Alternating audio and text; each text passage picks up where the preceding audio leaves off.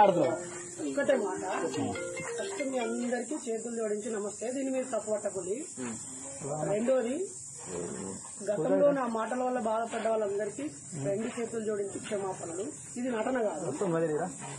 మూడోది, ఒక 30 నెలల నుంచి నేను ఏ మతాలని ఏ దేవుళ్ళని కించపరచట్లేదు, మాట్లాడలేదు. ఒకటి, నన్ను నేను మార్చుకున్నాను.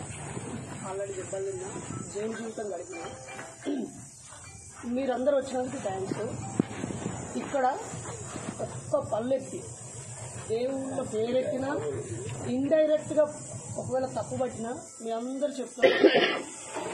ఇది ఒక మంచి వినండి. నేనే నా నోటితో చెప్తున్నా. మీరు ఒకవేళ మీరే వీడియో తీసుకున్నా నాకు అభ్యంతరం లేదు.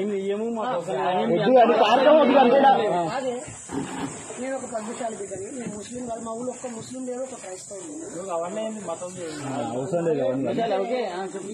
ప్లీజ్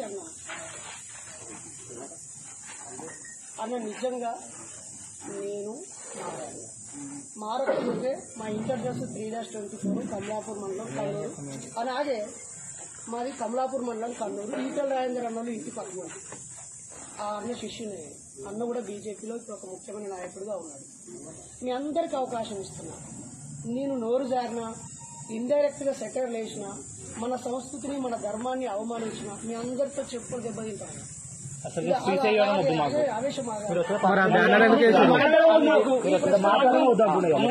మా ఊరికి వచ్చినా నాకు నష్టం లేదు. నాకు నేను ఒక 4 రోజుల క్రితం కూడా ఇక్కడికి వచ్చి వెళ్ళానన్నా.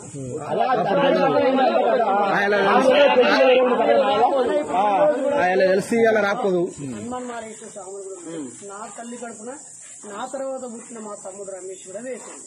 నేను మీ శత్రువుని అయితే కాదు, ఓకేనా? శత్రువుని అయితే అసలే కాదు. మీరు నన్ను తీసినా పడతా, కొట్టినా పడతా.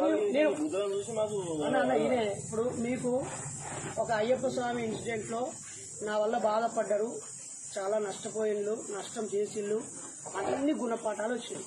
మాకు బుద్ధి వచ్చి మీ కొడుకైనా మీ తమ్ముడైనా తప్పు చేసినప్పుడు అరే ఇక తప్పు చేసినావు, ముడ్డి వలగింది, జైలుకు పోయినావు, ఇంకోసారి తప్పు చేస్తే తమ్ముడు అంటారా అన్న.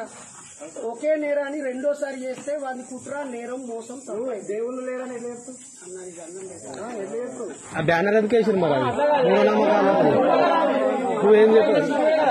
నువ్వు గురువు నేను ఏం చేస్తున్నాడు? నీ మాటలు పట్టుకొని ఊరితో వాళ్ళ వెంట కొబ్బరికాయ కూడా తింటూ తింటున్నాయన పరిస్థితి చెప్పు. బాబాయ్ కొబ్బరికాయ తింటున్నాయన.